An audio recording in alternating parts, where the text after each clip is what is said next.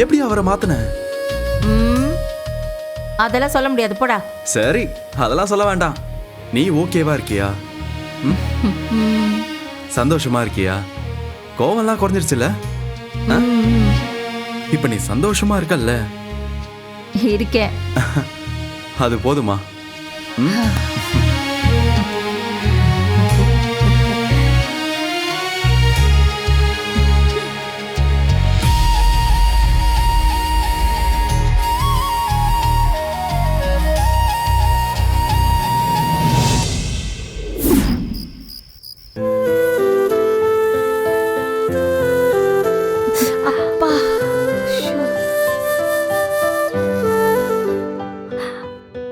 மீனா, உப்பு போட்டல்ல? போட்டிருக்கேன் அத்தை. ரொம்ப வலிக்குதுமா, விண்ணு விண்ணுன்னு வலிக்குது. ராத்திரி நான் தூங்கின மாதிரி தான். அத்தை, சுமார் ஒரு எத்தனை கிலோமீட்டர் நடந்திருப்பீங்க?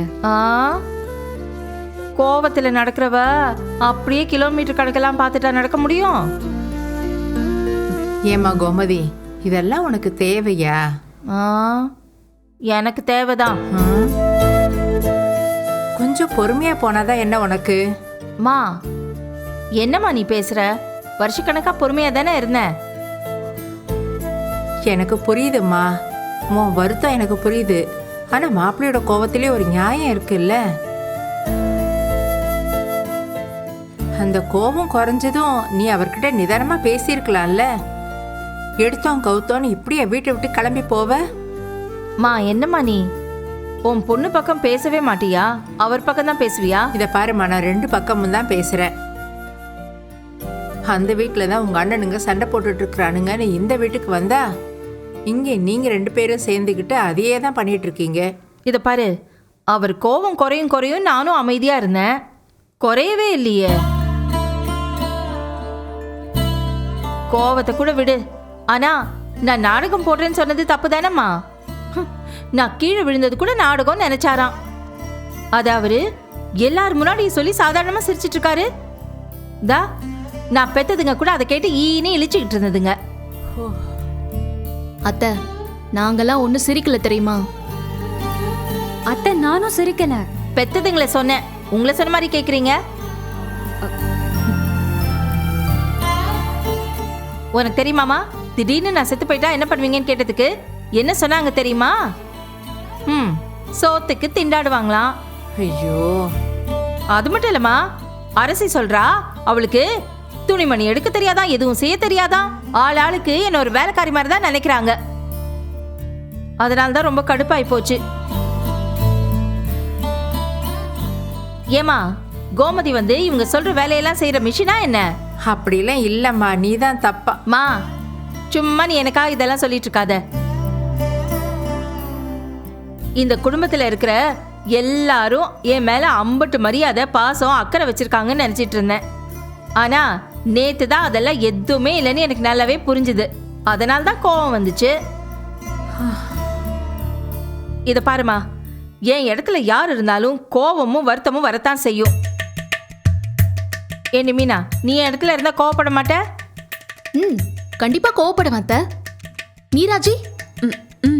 நானும் கோவப்பட்டிருப்பேன்க்கா. மரியாதை கிடைக்கும்னு நினைச்சேன், கிடைக்கல. மரியாதை வரும்னு வெயிட் பண்றதுல அர்த்தமே இல்ல. அதனால்தான் நான் இனிமே இங்க இருக்க கூடாதுன்னு முடிவெடுத்து கிளம்பி போயிட்டேன்.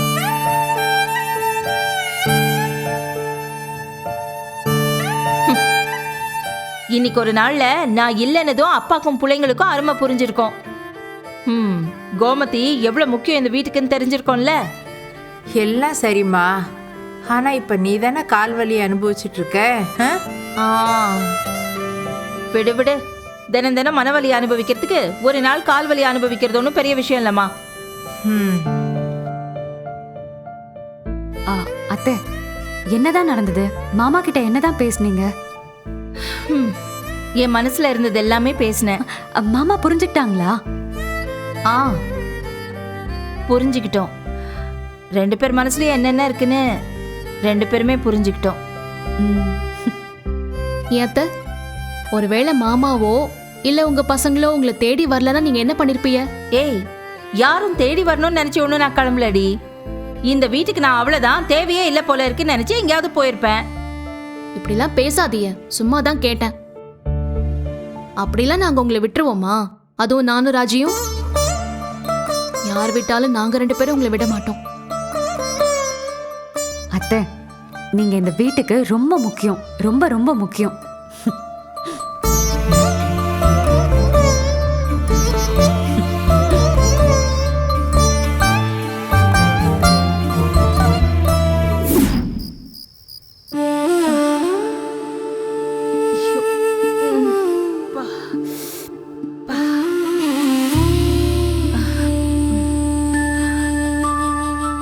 ஏய், ம், என்னடி இது? ஃபைல் எல்லாம் டேபிள் மேல போட்டு வச்சிருக்கீங்க. ஆமா, இப்ப அது ரொம்ப முக்கியமா? எனக்கு முக்கியம் தாண்டி, முக்கியமான ஃபைல் டி. யாருடி எடுத்து போட்டா? விசாலாட்சி அத்தை ரேஷன் கார்டு கேட்டு வந்திருந்தாங்க. அன்னைக்கு தேடி பார்த்தாங்க, அதான் எடுத்து போட்டிருப்பாங்க. கார்டு வந்து பீரோல தானே இருக்கு. அதெல்லாம் தேடி பார்த்துட்டாங்க, ஒன்றும் கிடைக்கல. நான் மேல தானே வச்சேன். இரு. அம்மா என்னம்மா, காலையில பாத்துக்கலாம், விடுமா. ஆனா நீ மட்டும் இல்லைன்னா ரொம்ப கஷ்டமா நம்ம வீட்ல. எது எங்க இருக்குன்னு யாருக்குமே தெரிய மாட்டேங்குது. நீ இருக்கும்போது கண்ணு முன்னாடி இருக்கிற பொருள் எல்லாம் நீ இல்லைன்னு உடனே மாயமா மறைஞ்சிருது. மறையும்டி, உங்களுக்கு எல்லாமே மறையும்.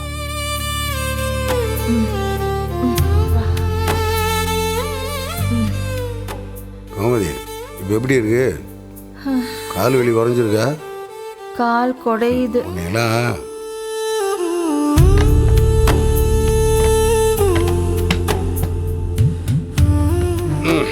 ரொம்ப வலிக்குதா? ஆமாங்க. வேறு நம்மளோட உடம்போட நிலைமை எப்படி இருக்குன்னு முதல்ல அதை நம்ம தெரிஞ்சுக்கணும். நம்ம உடம்போட கண்டிஷன் தெரியாமல் நம்ம இஷ்டத்துக்கு ஏதாவது பண்ணோம்னா இப்படித்தான் ஆகும். பா சும்மா இருக்கலாப்பா. அவங்க அம்மாவை வாசா உடனே கோவம் வந்துருக்குதா உனக்கு? பாரஜி, ஏற்கனவே அவங்க அம்மா உடம்பு சௌரியம் இல்லாமல் ஆஸ்பத்திரியில் இருந்து வந்தவ. ஆஸ்பத்திரியிலேருந்து வந்தப்போ பேசாமல் ரெஸ்ட் எடுக்கணும்ல. டாக்டர் என்ன சொல்லி அனுப்பிச்சாங்கடி வீட்டை கேளு. பிபி சுகர்லாம் அப்பப்போ செக் பண்ணுங்க, உடம்பை பத்திரமா பார்த்துக்கன்னு சொல்லித்தான் அனுப்பிச்சி வச்சாங்க. டாக்டர் சொன்ன எதுவுமே அவ செய்யவே இல்லையா? அரஜே, கோவத்தில் உங்கள் அம்மாக்காரி எப்படி நடந்தா தெரியுமா? என்ன வேகம் விட்டுருந்தா நடந்து ராத்திரிக்குள்ளே திருச்சேத்தான்னா பதக்கம் கொடுப்பேன், கப்பு கொடுப்பேன் யாரோ சொன்ன மாதிரி அம்மூட்டு வேகமாக நடந்து போய்க்கிருக்கா. எவ்வளோ வெரைட்டி நான் பின்னாடி போய் பிடிக்கவங்களையும் போதும் ஆகிப்போச்சு. இவ கோச்சுக்கு போகிறப்ப எனக்கு அம்முட்டு கோவம் வந்துச்சு. ஏதாவது பேசிருவேன். எதுக்குடா வம்பு? ஏற்கனவே கோச்சுக்கிட்டு அம்முட்டு வேகமாக நடந்து போய்க்கிருக்கா. இந்த லட்சணத்தில் நம்ம ஏதாவது சொல்லி திரும்ப கோச்சு போயிடுவாளோன்னு வாயை பற்றி கூட்டு வந்தேன். கோமதி, தெரியாமத்தான் கேட்குறேன், உனக்கென்னா 20 வயசு தான் ஆகுதா? மணிக்கணக்காக ஓடுறதுக்கு நடக்கிறதுக்கு நீ என்ன குமரின்னு நினச்சிக்கிறீங்க? இப்போ வரைக்கும் 20 வயசு பிள்ளை கணக்காக எல்லா வேலையும் பார்க்குறது. உனக்கு வயசு ஆயிடுச்சு, அதை ஒத்துக்க. சரி, கோவத்தில் மாங்குண்டு ஹைவே ரோட்டில் நடந்து போறியே, திடீர்னு பிபி குறைஞ்சி ஒரு இடத்துல மயக்கம் போட்டு விழுந்துட்டு வச்சுக்க. அங்கே ஆள் இல்லாத ரோட்டில் உன்னை தூக்கிட்டு நான் எங்கே போகிறது, எந்த ஆஸ்பத்திரியில் உன்னை கொண்டு போய் காட்டுறது சொல்லு. இப்போ என்னடாண்டா லோ பிபி, இந்த லட்சணத்தில் கால் வலி வேறு. ரெஸ்ட் எடுக்காமல் ஏதாவது பண்ணிக்கே இருந்துட்டு வச்சுக்க, நாளுக்கு நாள் கால் வலி அதிகமாகித்தான் போகும். எனக்கு ஒரு விஷயம் புரியவே இல்லை.